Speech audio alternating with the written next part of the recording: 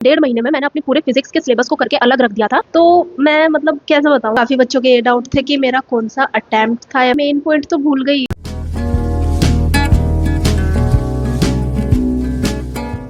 So hello everyone, welcome back to my channel. Myself Tanisha Tyagi. मेरे से काफ़ी बच्चे कमेंट सेक्शन में पूछ रहे थे कि मैंने आखिर अपनी फिजिक्स किस तरह प्रिपेयर करी थी, और काफ़ी बच्चों के ये डाउट थे कि मेरा कौन सा अटेम्प्ट था या फिर मेरा ये कौन सा ड्रॉप था। और मतलब ऐसे मतलब डाउट्स तो काफ़ी सारे थे, पर आज मैं ये एक डाउट तो मैं ज़रूर क्लियर करने वाली हूँ कि ये मेरा 5th ड्रॉप था। मतलब मैंने 4 प्रॉपर ड्रॉप लिए थे। फिर इस साल मेरा नीट का एग्ज़ाम देने का कोई प्लान नहीं था। मैंने फाइनली लास्ट ईयर डिसाइड कर लिया था कि मैं इस बार से नीट का एग्ज़ाम नहीं दूंगी। बट जब फरवरी का टाइम आया था, और जब जिस टाइम पे ये न्यूज़ फिर से स्टार्ट हुई थी कि नीट के एप्लीकेशन फॉर्म आ चुके हैं, तो उस टाइम पे मतलब मुझे नहीं पता कैसे, बट उस टाइम पे मैं एकदम से इतना मोटिवेटेड फील करने लगी थी कि यार नीट के एप्लीकेशन फॉर्म आ चुके हैं तनीषा, एक बार और ट्राई करके देख ले, क्या पता तेरा इस बार सिलेक्शन हो जाए। मतलब मेरे को खुद से माइंड से इतनी पॉजिटिव वाइब आने लगी थी कि इस बार तो सिलेक्शन हो जाएगा, एक बार और ट्राई कर, कोई बात नहीं, तेरे पास 2 ढाई महीने ही बचे हैं, बट तू कर लेगी। मतलब इस तरह की मेरे को वाइब आनी एकदम से स्टार्ट हुई थी। अब देखो, अब तो मेरी जर्नी से मुझे नहीं पता कितने बच्चे रिलेट कर पाएंगे या नहीं कर पाएंगे। कहने के लिए वो है कि मतलब मैंने 4 साल ड्रॉप लिया है और ये मेरा 5th ईयर का ड्रॉप है। बट जब ऐसा होता है कि मान लो अब तुम प्रिपरेशन कर रहे हो किसी एग्जाम की, और बीच में अगर तुम 1-2 महीने का भी गैप लेते हो, तो तुम काफ़ी चीज़ें तुम्हारे दिमाग से निकल जाती हैं पढ़ी हुई। और मेरा तो प्रॉपर 8 महीने का गैप था। मतलब मैंने नीट की प्रिपरेशन लास्ट ईयर मई में बंद कर दी थी, और फिर इस साल जब फरवरी के टाइम पे फाइनली नीट के एप्लीकेशन फॉर्म आने स्टार्ट हुए थे, तब मैंने डिसाइड किया कि हाँ, मैं नीट का एग्जाम फिर से दूंगी। तो करीब 8 महीने का जो गैप था, उसमें मैं काफ़ी चीज़ें भूल चुकी थी। मतलब मैं ऑलमोस्ट, पता है, मैक्सिमम चीज़ें उस बीच में भूल चुकी थी। वो जो टाइम इंटरवल था मई से लेके फरवरी तक, उसमें मैं काफ़ी चीज़ें अपनी भूल चुकी थी। और फरवरी के टाइम पे मुझे नहीं पता मेरे अंदर वो कहाँ से इतना मोटिवेशन आया, इतनी पॉजिटिविटी, मतलब इतना ज़्यादा। मतलब मेरे को ऐसे लगने लगा था कि इस बार तो मैं ज़रूर सिलेक्ट होने वाली हूँ, कोई बात नहीं, चाहे मैं 2 दिन पहले पढ़ के जाऊँ। मतलब इतनी ज़्यादा पॉजिटिव मेरे को इस बार वाइब आ रही थी। तो फरवरी के टाइम पे मैंने इस बार किया था अपना नीट के लिए पढ़ना स्टार्ट। अब जब मैंने नीट के लिए प्रॉपर पढ़ना स्टार्ट किया, तो उस टाइम पे पहले तो मैंने बैठ के आराम से अपना पूरा सिलेबस लिखा एक पेपर पे। और फिर मैंने ये डिसाइड किया कि मेरे को इतना सिलेबस, इतना पार्ट, इतने टाइम में कवर करना है। और जितना जितना सिलेबस मेरा होता रहेगा, उतना मैं इस पेज पे लिखती रहूंगी। मतलब मैंने ऐसे किया था, एक्चुअली मैंने लाइब्रेरी ज्वाइन कर ली थी।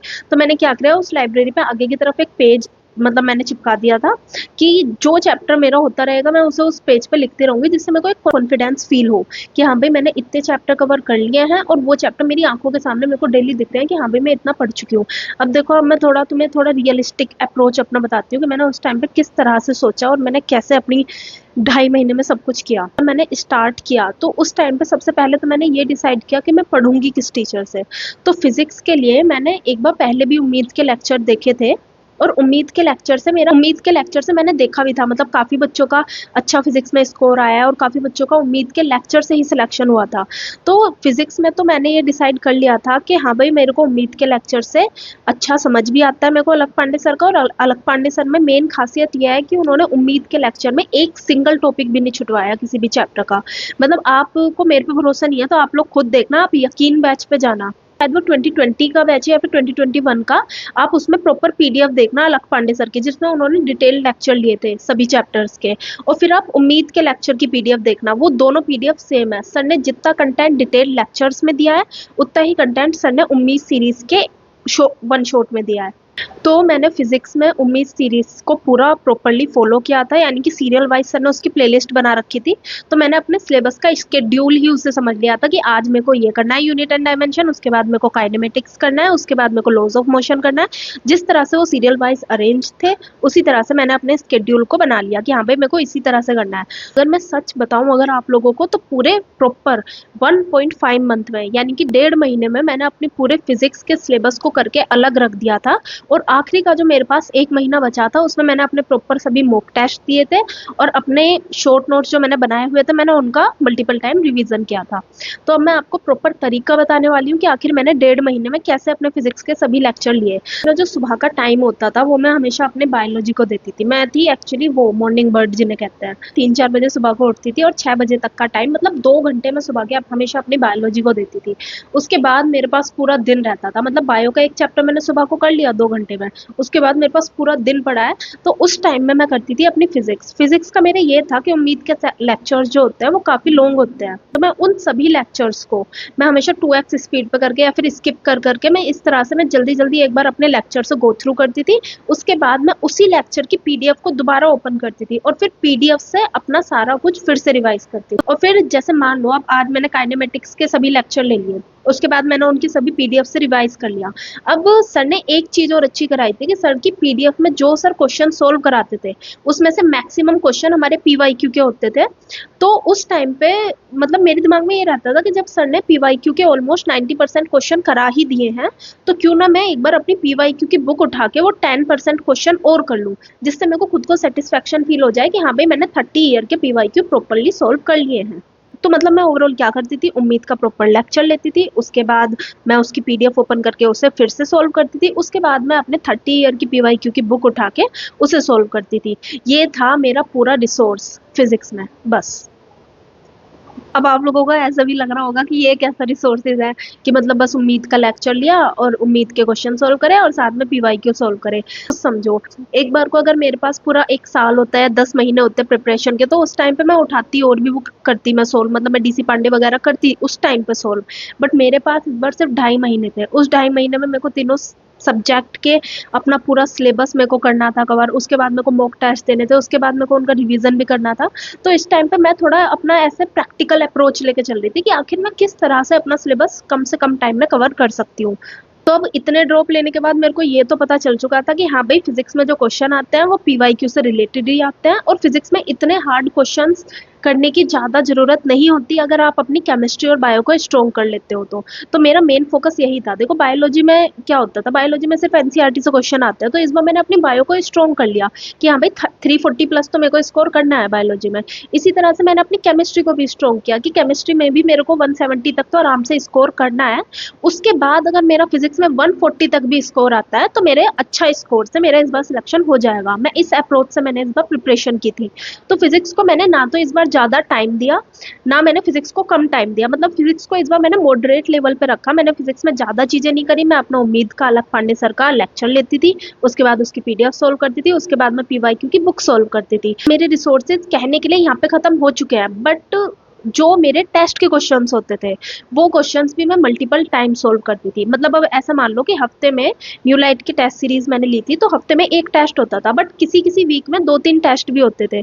तो मैं क्या करती थी, जितने भी टेस्ट हुए हैं उसमें जितने भी क्वेश्चन थे, मतलब 45 क्वेश्चन होते थे पर सब्जेक्ट के, तो उसमें मैं फिजिक्स के जो 45 क्वेश्चन होते थे वो मैं बार बार सोल्व करती थी।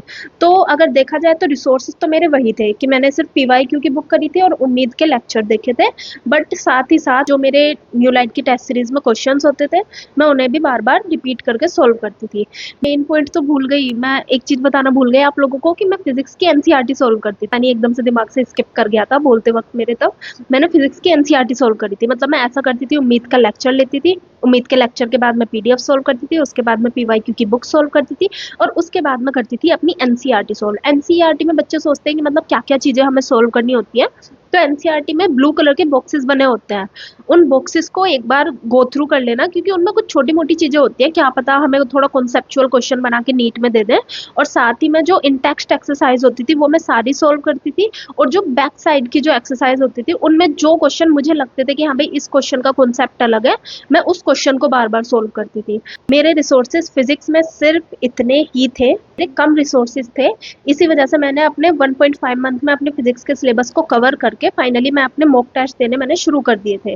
सिर्फ यही एक रीज़न था, क्योंकि मैंने अपने रिसोर्सेज को इस बार लिमिटेड रखा। तो मेरा ओवरऑल नीट में फिजिक्स में मेरा स्कोर 147 था, केमिस्ट्री का मेरा स्कोर 170 था, और बायोलॉजी में मेरा स्कोर 345 था। तो इस तरह से मेरा इस बार टोटल नीट का स्कोर 662 रहा। यही थी मेरी फिजिक्स की प्रॉपर स्ट्रेटेजी। इसमें कुछ इतनी बड़ी चीज़ नहीं थी कि मैं ये कहूँ कि मैंने उस बुक को सोल्व करा, उस बुक को सोल्व करा। मे बी ये रिसोर्सेज आप लोगों को ज़्यादा लिमिटेड लग रहे होंगे, इतना कम इन्होंने सोल्व करा, बट वो इतना कम ही मेरे लिए उस टाइम पे मोर देन सफिशिएंट था, क्योंकि मेरे पास टाइम काफ़ी कम बचा हुआ था। ढाई महीने में मेरे को सारा कुछ करना था, तो वो चीज़ें मेरे लिए तब पॉसिबल नहीं थी कि मैं इतनी बड़ी-बड़ी बुक उठा पाती। तो यही थे मेरे रिसोर्सेज़ फिज़िक्स में। फिज़िक्स में मेरे पास ज़्यादा कुछ चीज़ें नहीं है बताने को, क्योंकि मेरे जो फिज़िक्स के शॉर्ट नोट्स थे वो मैंने पहले से ही प्रिपेयर कर रखे थे। मतलब मैंने वो लास्ट ईयर अपने शॉर्ट नोट्स बनाए थे, तो उन्हें बनाने में मेरे को टाइम लगा ही नहीं, क्योंकि वो मेरे पास पहले से ही बने हुए थे। तो उन शॉर्ट नोट्स से मैंने अपना रिवीजन किया था। लेक्चर लेके मेरे को नोट्स बनाने की नीड नहीं थी, क्योंकि उसकी पीडीएफ सर ने प्रोवाइड कर रखी थी।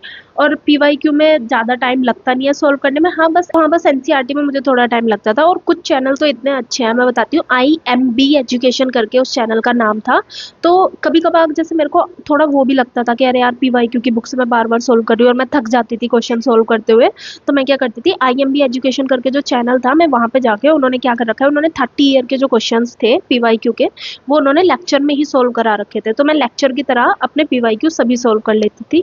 तो मेरे यही लिमिटेड रिसोर्सेज थे मेरे फिजिक्स के लिए। तो अगर अब आप लोगों को मेरे से और कुछ डाउट पूछना हो तो आप मुझसे कमेंट सेक्शन में पूछ सकते हैं। और तो थैंक यू वेरी मच, आप लोगों ने मेरी वीडियो को कंप्लीट देखा। तो मैं ये चीज़ आप लोगों को बिल्कुल क्लियर कर देना चाहती हूँ कि मेरा मल्टीपल ड्रॉप था। इस चीज़ को ऐसा मोटिवेशन की तरह मत लेना कि 2.5 महीने में इतना कुछ सिलेबस हम कर सकते हैं, इतना कुछ करना पॉसिबल है। हाँ, पॉसिबल है अगर आप एक मल्टीपल ड्रॉपर हो।